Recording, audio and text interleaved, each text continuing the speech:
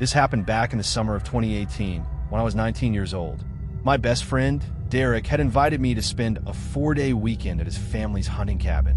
The cabin was located deep inside the New Jersey Pine Barrens, completely off the grid, near an old historic area called Batstow Village. I had never been down to that part of the state before, but Derek had been going there with his dad since he was a kid, so I didn't think twice about going along. We left our hometown in North Jersey at around 6 in the evening. By the time we finally reached the edge of the Pine Barrens, it was already pitch black outside. If you've never been to the Pine Barrens, it's hard to explain just how empty it is. It's basically over 1 million acres of dense pine trees with absolutely nothing else around. The moment my truck tires left the paved highway and hit the narrow sand roads that lead into the woods, my cell phone completely lost signal. Derek was asleep in the passenger seat, snoring softly against the window. I turned down the radio and focused on driving. The sand road was incredibly narrow, so narrow that the branches of the pine trees were constantly scraping against the sides of my truck. It was a loud, repetitive scratching sound that was starting to get on my nerves. As I drove deeper into the woods, I noticed how strange the shadows looked in my headlights. There wasn't any wind that night, but the shadows between the trees seemed to be shifting and stretching as if they were moving on their own. About 2 miles down the trail, something caught my eye just at the edge of my headlight beams. Standing perfectly still between 2 large pine trees was a figure. It was incredibly tall, easily 7 feet, but it was shockingly thin. Its arms and legs looked like charred blackwood. I tapped the brakes and rubbed my eyes, thinking it was just a strange optical illusion caused by the dust and the headlights. But when I looked back at the spot, the figure was completely gone. My heart started beating a little faster, but I forced myself to ignore it. I figured I was just tired from the long drive. That was my first mistake. That we finally arrived at the cabin around 8:30. It was a small, isolated log structure sitting in a tiny clearing surrounded by towering trees. We unpacked our bags by flashlight, turned on a small gas generator for some light, and had a few drinks. By midnight, the generator was shut off to save fuel, and the cabin became completely dark and silent.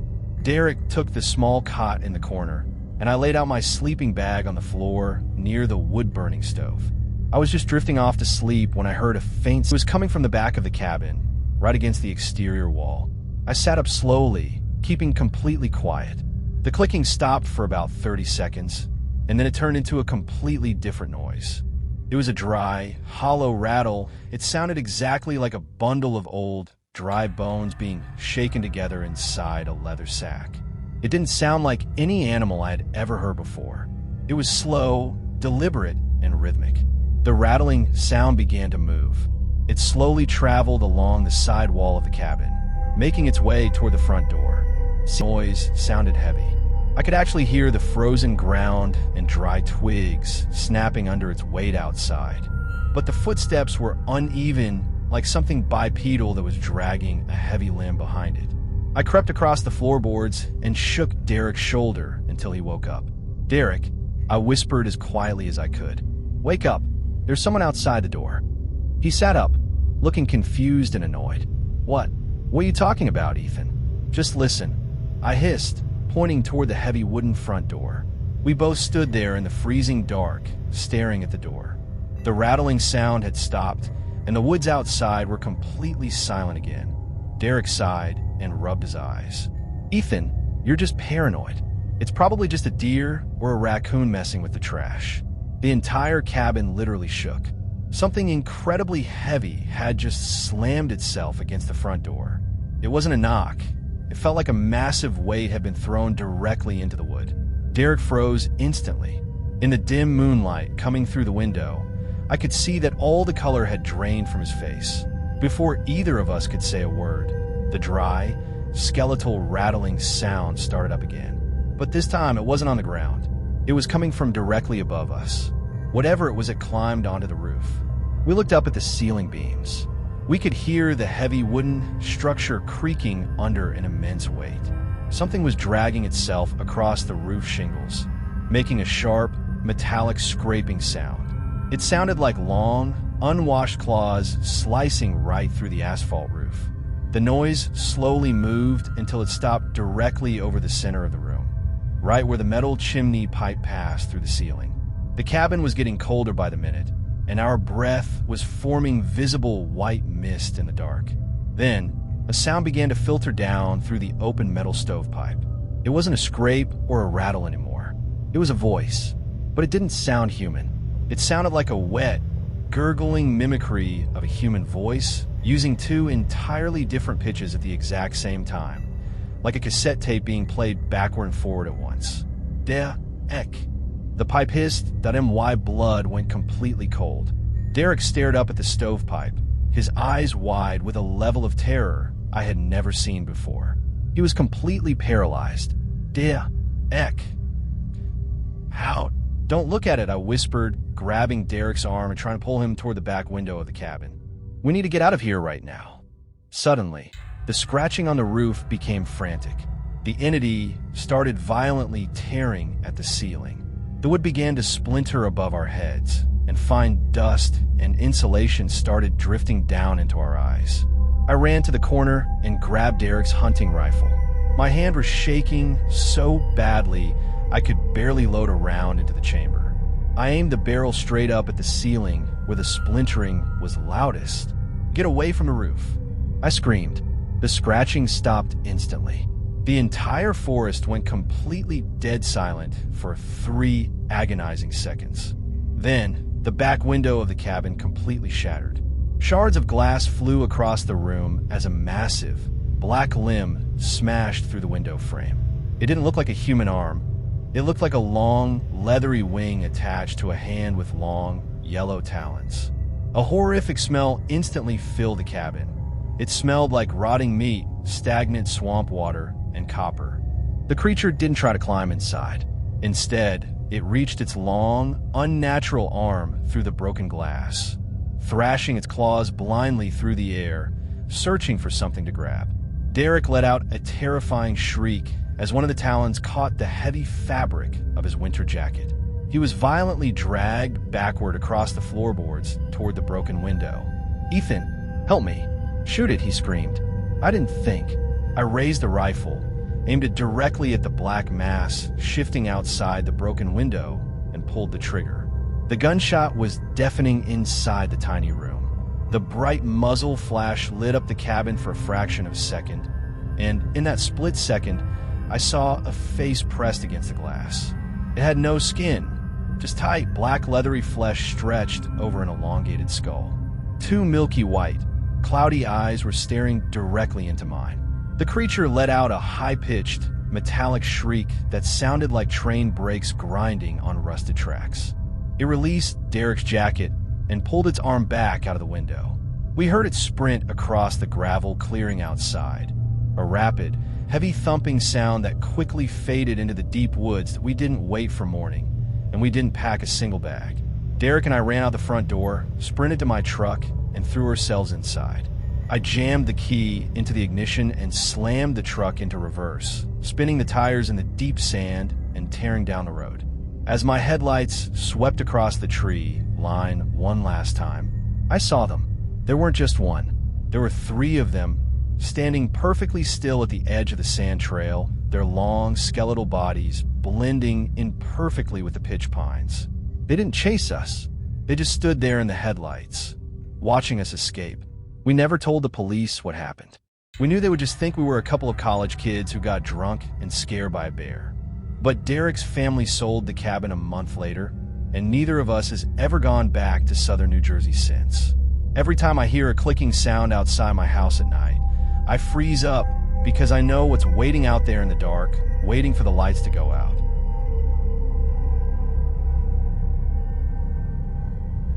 This happened during the spring of 2021, back when I was a 22-year-old college student living in Philadelphia. I had a classmate named Ryan who was completely obsessed with urban exploration.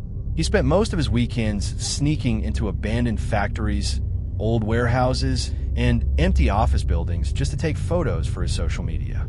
I usually wasn't into that kind of stuff, but one night, after a few drinks, he convinced me to do something incredibly stupid. He wanted to break into the Eastern State Penitentiary. If you don't know what that is, it's a massive, historic stone prison located right in the middle of a residential neighborhood in Philly. It's open to the public for daytime tours, but it's completely locked down at night. It's famous across the country for being one of the most haunted places in America, but Ryan and I didn't believe in ghosts. We just wanted the thrill of exploring the crumbling cell blocks alone in the dark that we arrived at the perimeter wall at around 2 in the morning. The prison is surrounded by a massive 30-foot stone wall that looks like a medieval fortress. Ryan had spent days scouting the area and found a spot where construction scaffolding was set up against the back wall. It took us less than 5 minutes to climb the metal pipes, drop down onto a small interior roof, and slip through a rusted window into one of the abandoned corridors. The moment my shoes touched the concrete floor, a wave of cold, stagnant air hit my face. The inside of the prison smelled terrible, like wet plaster, rotting wood, and hundreds of years of decaying iron. We turned on our flashlights, keeping the beams pointed down at the floor so nobody outside would see the light through the windows. The prison was designed like a giant wheel, with long, narrow cell blocks stretching out from a central hub. The walls were covered in thick layers of peeling white paint that hung down like dead skin. "Which way?" I whispered, my voice sounding way too loud in the empty corridor. "Let's check out cell block 12, Ryan muttered, adjusting his camera. "That's where people say they hear the laughing." I didn't like the sound of that, but I followed him anyway. As we walked deeper into the structure, the absolute silence of the place began to feel heavy. There were no sounds of city traffic here. No sirens, no wind, just the heavy, hollow echo of our own footsteps on the gravelly floor. About halfway down cell block 12, we stopped. The cells on either side of us were tiny, barely big enough for a concrete bed and a rusted toilet. The heavy iron doors were frozen open, covered in deep orange rust. Ryan stepped inside one of the cells to take a long exposure photo of the peeling walls. I stayed out in the corridor, shining my flashlight beam down the long, dark hallway. That was when I heard the first sound. It was a faint, scraping noise coming from the far end of the cell block, right where the hallway faded into total darkness. But exactly like a heavy metal chain being slowly pulled across a rough concrete floor. I froze, my grip tightening on my flashlight. "Ryan," I whispered, not taking my eyes off the darkness. "Stop moving for a second." "I'm not moving." His voice came from inside the cell. He stepped back out into the corridor, looking at me. "What did you hear?" "Listen," I whispered. We both stood completely still. The scraping sound had stopped. The hallway was perfectly quiet again. Ryan shook his head and smirked. "It's probably just a stray cat or some rats dragging a piece of garbage, man. Chill out." He turned back to his camera, but before he could press the shutter, a massive explosion of sound shattered the silence. Slam! About 3 cells down from us, a heavy iron cell door had just violently swung shut on its own. The sound of the metal hitting the stone frame was deafening, echoing through the corridor like a gunshot. Ryan and I both jumped, our hearts instantly racing. We shined our flashlights directly at the door that had closed. It was a solid iron gate, weighing hundreds of pounds. There was no draft in the corridor. There was no wind. There was absolutely no logical reason for that door to move. "Okay, someone else is in here," Ryan whispered, his tough guy act completely vanishing. "Maybe a security guard or a homeless guy." "Let's just leave," I said, my voice shaking. "We got the photos. Let's go." We turned around to walk back toward the window we came in through, but the moment our flashlight beams hit the floor in front of us, we both stopped dead in our tracks. Standing in the middle of the corridor, about 30 feet away, was a shadow figure. It wasn't a person. It was a shape made of pure, dense darkness, a silhouette of a man that seemed to absorb the light from our flashlights.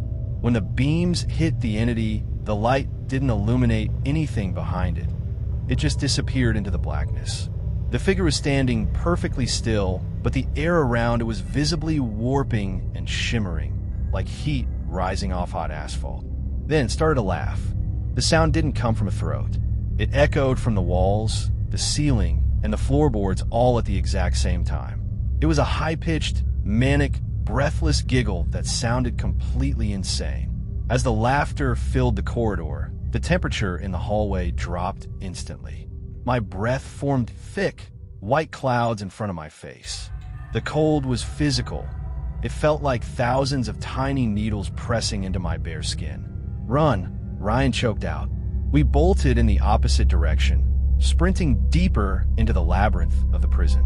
The manic giggling followed us, growing louder and faster, bouncing off the stone walls. It sounded like it was right behind our ears. We rounded a corner into a central hub, our shoes slipping on the loose debris. I looked back for a fraction of a second and saw the shadow figure moving. It wasn't walking or running. It was gliding along the wall, shifting and stretching across the stone blocks with terrifying speed. Ryan tripped over a fallen wooden beam, throwing his hands out and dropping his expensive camera. The plastic housing shattered against the concrete. He scrambled to his feet, ignoring the broken equipment, his face completely white with panic. "This way! In here!" he screamed, lunging through a small wooden door that led into an old maintenance room. I dove in right behind him, and we violently slammed the heavy wooden door shut. There was no lock on the inside, so we both threw our entire body weight against the wood, planting our feet firmly on the floor. For 5 seconds, there was nothing but the sound of our own frantic, ragged breathing. Then, something hit the other side of the door. It wasn't a hand knocking. It felt like someone was throwing their entire upper body against the wood over and over again. The force of the impacts was so strong it sent painful shock waves through my shoulders and spine. The old wood began to creak and bend inward. "Let me in," a voice whispered through the cracks of the door. It sounded like Ryan's voice. It was the exact same pitch, the exact same tone, but it was wrong. It was flat, mechanical, and entirely devoid of life, repeating the same words over and over in a rapid loop. "Let me in, let me in, let me in." I looked at Ryan, who was pressing his shoulder against the door right next to me. He was staring at the wood with wide, bloodshot eyes, tears streaming down his face, covering his mouth with a trembling hand to keep from screaming. He was listening to his own voice mimic him from the dark. Suddenly, the slamming stopped, the voice vanished. The silence returned, thick and suffocating. We stood there for what felt like an hour, our muscles aching, completely terrified to move even an inch. Through the tiny crack at the bottom of the door, I could see the dim, flickering moonlight from the corridor outside. Then, I noticed a dark fluid slowly trickling under the door, right between my shoes. I pointed my flashlight down at it. It wasn't water. It was a thick, black, oily substance that smelled intensely of old iron and sulfur. The liquid was moving against gravity, slowly crawling upward onto the toes of my sneakers like a living thing. "We have to go out," I whispered, my voice breaking. "We can't stay in here." Ryan didn't answer. He just nodded, his body shaking violently. On the count of 3, we threw the door open and sprinted out into the corridor. The hallway was completely empty, but the walls were covered in wet, black streaks of that same foul-smelling fluid. We didn't look back. We ran blindly through the ruins, following the faint smell of fresh city air until we found the window we had used to break in. We scrambled out through the frame, tumbling down onto the construction scaffolding and climbed down the metal poles so fast we scraped our palms raw. We jumped into my car and tore away from the stone walls of the prison, not saying a single word to each other the entire ride home. Ryan moved out of his apartment and transferred to a different university the very next week. We haven't spoken since that night. I stopped doing urban exploration completely, and I never look at old buildings the same way again. Sometimes, when I'm lying in bed in my quiet apartment, I'll hear a faint metallic scraping sound coming from the hallway outside my bedroom door. And if I listen closely enough, I can hear a soft, familiar giggle waiting for me to open the door.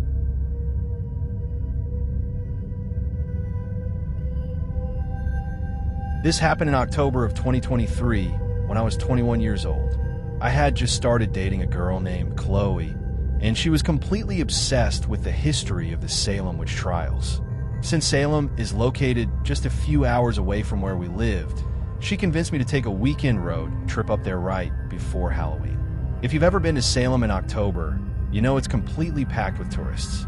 The hotels in the center of town were way too expensive, so I managed to find a small, cheap rental house on Airbnb. The house was located about 15 miles outside the city limits, deep inside a heavily wooded area near the town of Danvers, which was actually the original site of Salem Village where the hysteria first started back in the 1600s. We arrived at the property at around 7 in the evening. The house was an old, dark wooden cottage sitting at the very end of a dead-end dirt road. It was completely surrounded by massive, ancient oak trees that blocked out almost all the moonlight. The owner had left a key in a lockbox on the porch, and there were no other houses anywhere nearby. The first night was completely normal. We went into town, did some sightseeing, and came back late to sleep. The trouble started on the second night. We came back to the cottage around 11:30. Chloe was exhausted and went straight to bed, but I stayed up for a little while in the small living room, scrolling through my phone. The house was incredibly quiet. So quiet that I could hear the old wood beams creaking every time the temperature shifted outside. At around 1 in the morning, I heard a faint, distinct tapping sound. It was coming from the large glass window in the kitchen that faced the deep woods out back. I stood up slowly and walked into the kitchen, keeping the lights off so I could see outside. I figured it was just a loose tree branch scraping against the glass from the wind. But when I looked out the window, there was no wind. The leaves on the trees were completely still. I pressed my face against the glass and shined my phone's flashlight into the yard. The beam cut through the darkness, illuminating the first few rows of trees. Standing right at the edge of the woods, about 20 feet away from the porch, was a person that I looked like a woman, wearing a long, heavy gray dress that reached all the way to the dirt.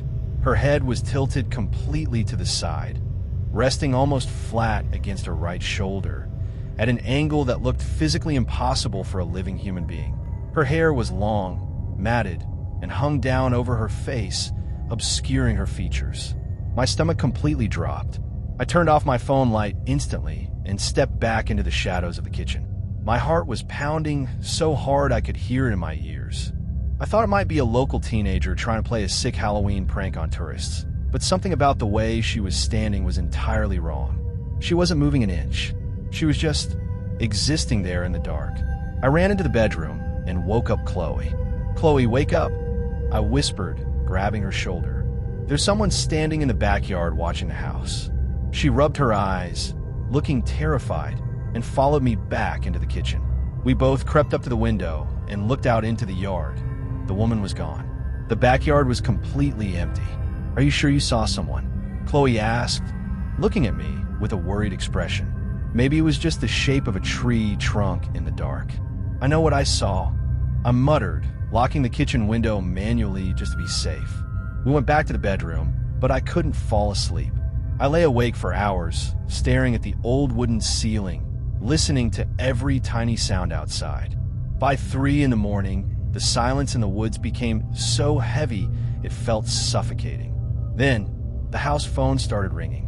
It was an old, beige landline phone mounted on the wall in the hallway.